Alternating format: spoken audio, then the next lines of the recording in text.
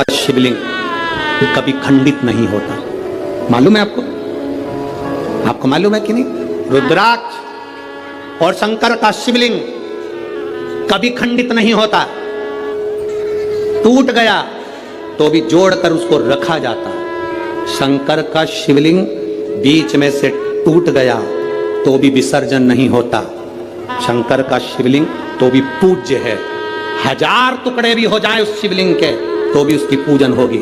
25,000 टुकड़े भी शिवलिंग के हो जाएं तो भी उसकी पूजन होगी, क्योंकि शंकर के टुकड़े टुकड़े हो जाएं तो भी शंकर कभी समाप्त नहीं होता। वो एक एक कंकर में कण कण में शंकर होता है।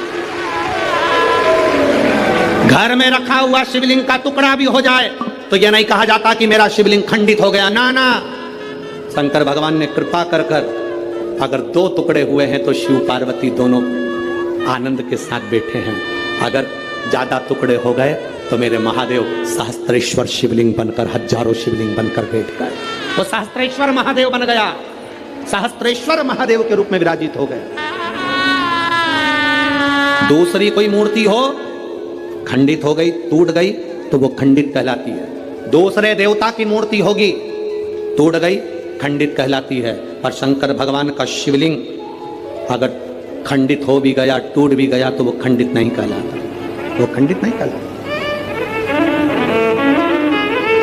एक एक कण कण में शंकर है। जितने टुकड़े हो रहे हैं उसमें भी शिव है। वो खंडित नहीं। हिमाचल प्रदेश में बिजली महादेव, आप लोगों में से किसी ने दर्शन करें? मनाली में बिजली में करें आप लोग, और कोई ने भी करें? मनाली में बिजली महादेव, मनाली में बिजली महादेव के ऊपर बिजली गिरती है आकाश की, महादेव के टुकड़े हो जाते हैं। कभी नेट पर सर्च करना, छोटे छोटे टुकड़े महादेव के बिजली गिरने से पूरे महादेव के टुकड़े टुकड़े हो जाते हैं। बिजली महादेव। तब पूरे नगर में सूचना दी जाती है कि आज बिजली महादेव पर बिजली गिर गई, महादेव के टुकड़े हो गए। महादेव को वापिस जोड़ना है। पूरे गांव से मक्खन एकत्रित करा जाता है। माखन ले जाकर ऊपर एक साधारण सा परिवार जिसकी मर्जी हो, जो सब दूर भिक्षा मांगकर माखन एकत्रित कर ले, वो लेकर पहुंच जाता। शिव जी के टुकड़े उठाता है, उसको माखन से जोड़ता रहता है। पूरा दिन उसको मक्खन से भगवान शंकर को जोड़ने में लग जाता है। 1 लोटा जल देवाधिदेव महादेव का नाम लेकर वो डालता है। मक्खन पूरा की पूरा पिघल जाता है, शिवलिंग जुड़ जाता है। वो शिवलिंग वापिस निर्माण हो जाता है। वो बिजली महादेव साल में 2 से 4 बार बिजली महादेव पर बिजली गिरती है, और साल में 4 बार बिजली महादेव टूट कर गिरते हैं। कभी कुल्लू मनाली जाएं तो दर्शन कर आना बिजली महादेव का, जिनके टुकड़े टुकड़े हो जाते हैं, तो जोड़ा जाता है, उनको जोड़ते। कभी अगर समय मिले आपके पास में तो कभी स्मरण करिएगा बिजली महादेव।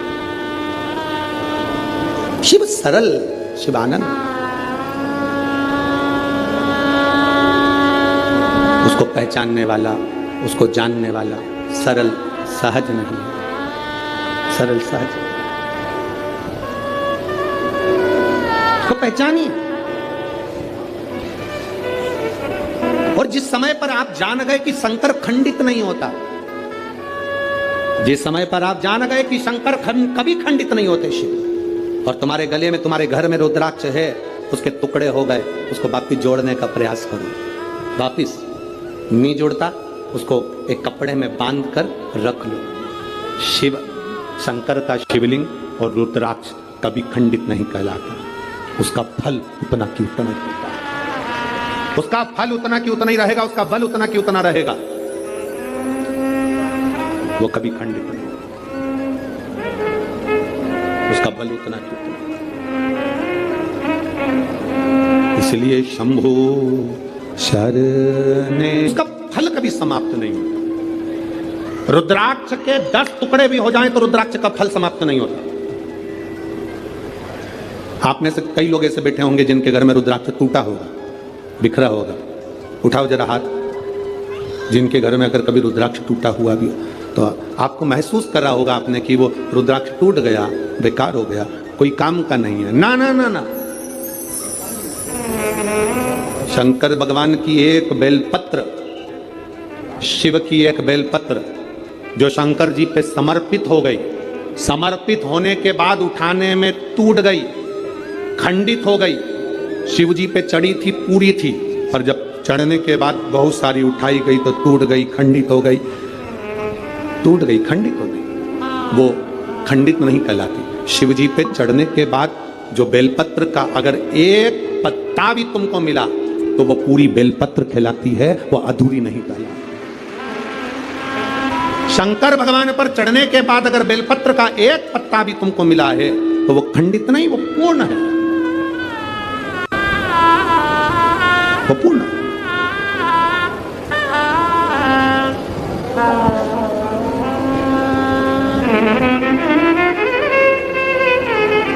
इसीलिए शिव कथा कर रहे हैं।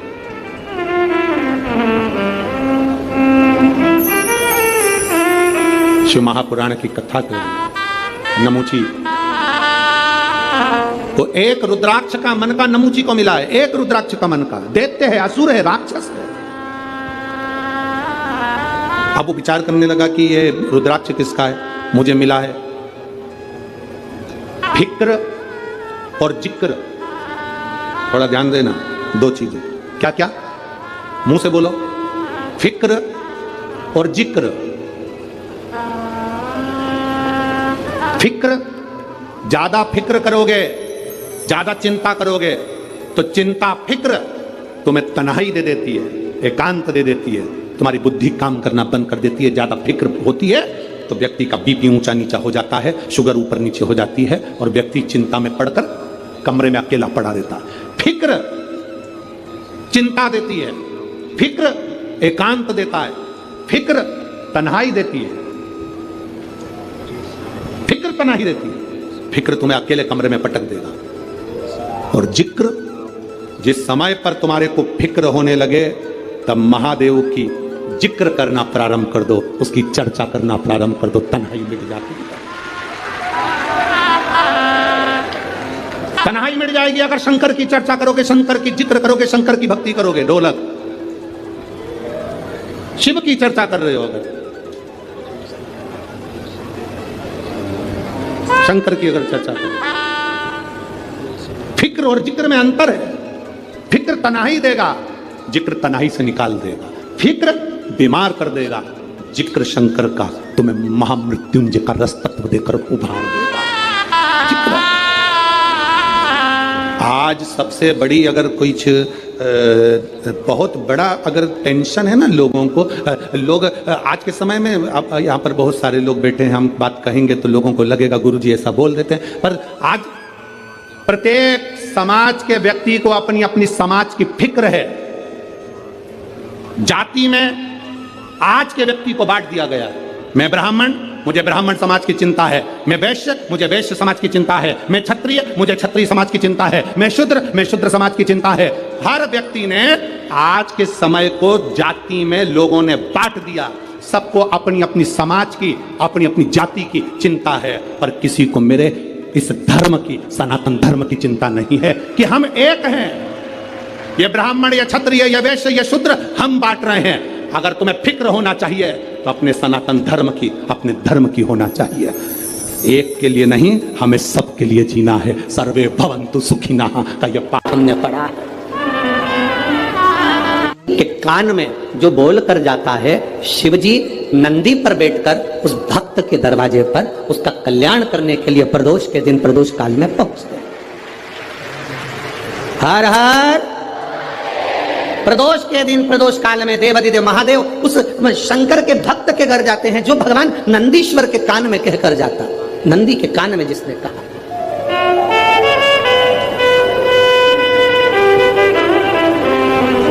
शंकर भगवान के इस शिवलिंग का स्मरण हम करेंगे। बीच में जो एक मोटी सी लाइन होती है, इस पर अशोक सुंदरी कहते हैं। सब लोग दर्शन करें, जम के बोलो जरा, करें। अशोक सुंदरी की जगह जहां पूरी हो जाती है, उसके बीच में शिवलिंग और उसके बीच में थोड़ी सी जगह खाली आती है। करें दर्शन, समझना जरा बहुत अच्छे से। जैसे ये अशोक सुंदरी की जगह है, हम निवेदन करेंगे आस्था चैनल वालों से भी और एलईडी वाले भी। जिन जिनको एलईडी पर आप दर्शन करा रहे हैं वो पूरी तरह से करा। गणेश जी का स्थान, षडानंद कार्तिकेय का स्थान, अशोक सुंदरी का स्थान बीच में। अशोक सुंदरी का जो स्थान पूरा हो जाता है, वहां से लेकर शिवलिंग के बीच में खाली जगह आती है। करें दर्शन आप लोगों ने, खाली जगह आती है। उस खाली स्थान की जो महत्वता है, ये जो अशोक सुंदरी से लेकर बीच में जो जगह है, ये भगवान शंकर की जो धर्म पत्नी है माता पार्वती, उनकी जो योगनियां है 64 योगनी, उनकी जो शक्ति पीठें हैं, उनकी जो सिद्धता है, उनकी जो सिद्धियां हैं, ये अशोक सुंदरी से शंकर के शिवलिंग के बीच में जो खाली जगह होती है, इस स्थान पर 64 योगनियां, देवियां, अष्ट सिद्धियां, नवनिधियां सब इस स्थान पर रहती है। इसलिए हमारे यहाँ शिव महापुराण की कथा कहती है, पूर्ण पूजन के बाद अगर कोई नारी, कोई पुरुष, कोई बच्चा, कोई बुजुर्ग अपने मन की बात का इस